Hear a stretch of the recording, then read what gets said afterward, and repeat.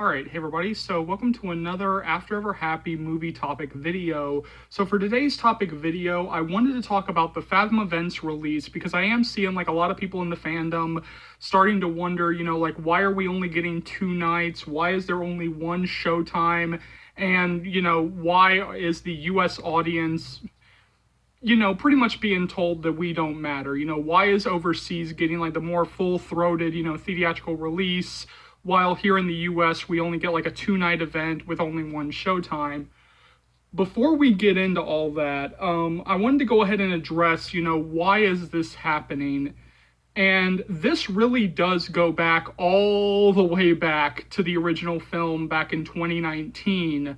Now, instead of Voltage Pictures, Fathom, or like all these, other distributors, instead of understanding that Avrion Pictures really, really, really fucked up the release, and fucked up the release so bad, didn't do any marketing for it, didn't really do anything for it, dumped it, within weeks of Endgame coming out.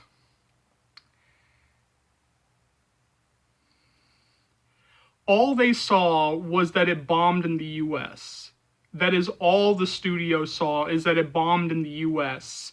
Now, to understand this, when you actually put a film in theaters, it costs money. Like, when you actually do a full-throated theatrical release, weeks on end, you got to do like a full-on marketing campaign, the trailers, the commercials, the posters, like everything involved that comes with this. You have to do a full-throated theatrical release, so it actually costs money to put a film in theaters for a full-throated theatrical release. And instead of understanding that Avrion Pictures really fucked that first film, all they saw was that the film did not make money here in the US. It basically made the vast majority of its money overseas. And so from the studio's perspective, they are looking at this and saying, well, that first film failed at the box office. Well, that first film failed in the US. So why would we waste any more money? Why would we, explode the budget, trying, to do like a full-throated theatrical release if it's not going to make any money? Like, it just doesn't make a financial bit of sense.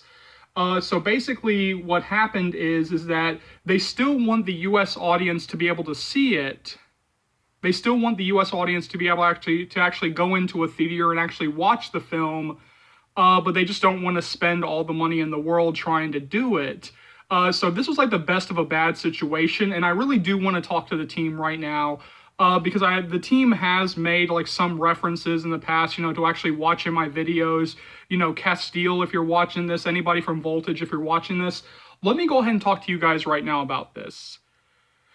With that first movie, and I kind of made a reference to it about a minute ago, Avrion Pictures, even though they dumped this film into about, I think it was like 2,000 theaters, there was like a pretty wide release, they did not do any marketing.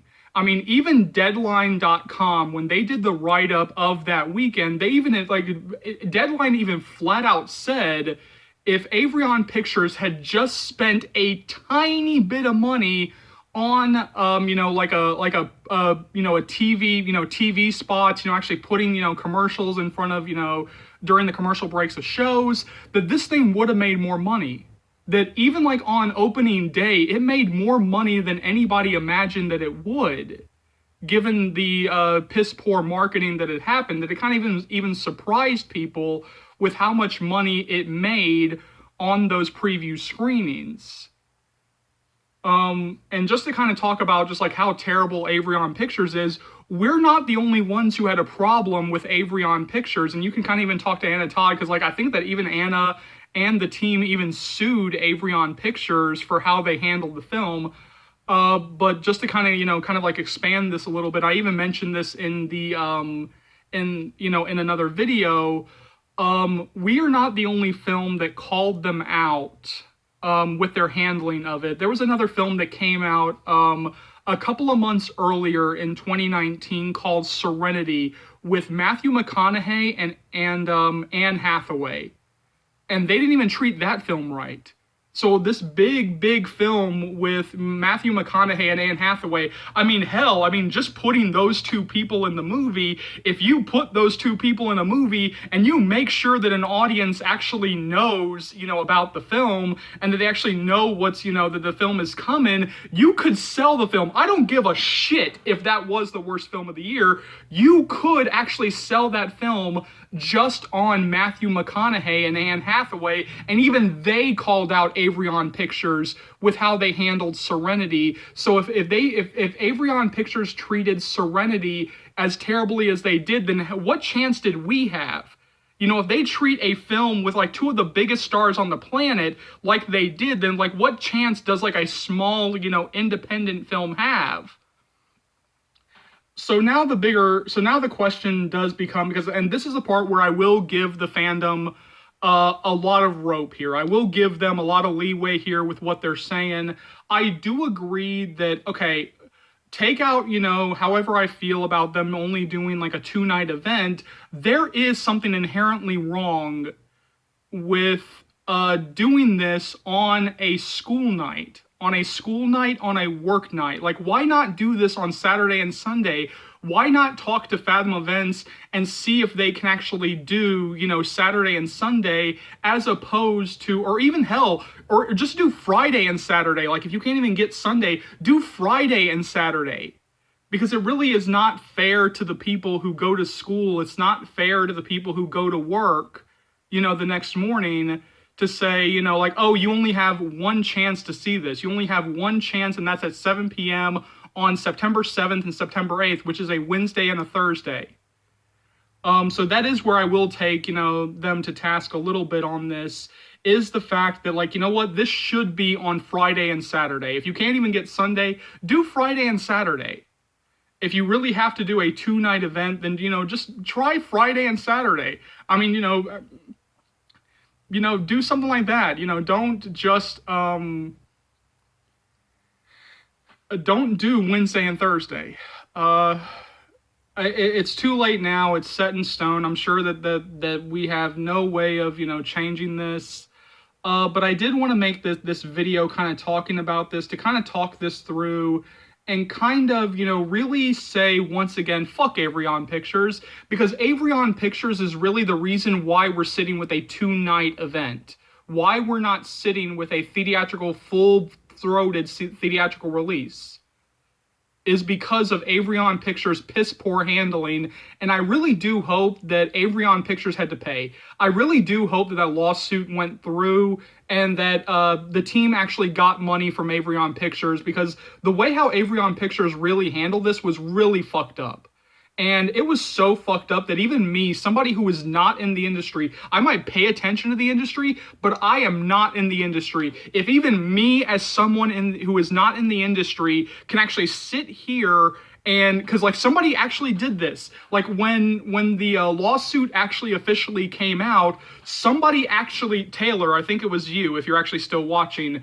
Actually, I know you're still watching, but if you're actually watching to this point, Taylor, I think that you were the one who privately messaged or even, tagged me in a tweet that said, oh my God, Charles, you called this. Yes, if even me, somebody who is not in the industry, can look at the way how this thing was handled and say, oh, I think that somebody should get sued, like there's something wrong here, then you fucked up. If me, who does not know a damn thing about legal, if me, who does not know who is not in the industry, can actually say like, oh, there's something wrong here, and then actually be proven right, and actually, have them actually sue, that means you fucked up. That really means that you fucked up. And just like one more time, fuck Avrion Pictures. Just fuck them in every single hole that they have. Because they are really the ones is the reason why we are dealing with a 2-night Fathom event screening as opposed to a full-throated theatrical release. So jump down to the comment section below. Let me know what you think about all this. As always, thank you so much for watching. Thank you so much for your continued love and support. As always, remember, if you like what you see here and you want to see more, go ahead and hit that subscribe button, and let's go through all the stuff you'll be able to find on this channel right now. So I'll be bringing you guys constant updates on After We Fell and After Ever Happy. You guys can be so updated that you'll be begging me to stop the updates. because I was terminated for so long, there's still some stuff from after we collided that I do have to catch up on, including topic videos, and those are coming sooner rather than later. As always, remember, this channel would not be able to grow to the heights that it has without you guys, and so for that, I'm eternally grateful. You know, I know there are plenty of fans out there, old and new, who have no idea, absolutely no idea that this channel exists, so please keep sharing the channel. Please keep spreading the word of Charles's movie channel, because this will easily be one of the best, if not the best, after series channels you'll find right here on YouTube, or dare I say anywhere. So hit that subscribe button if you haven't already. Keep liking, keep subscribing, keep sharing. My name is Charles. Welcome to the After Series channel. I'll see you later, After fans, Joe fans, Hero fans. Take care, y'all. Love you.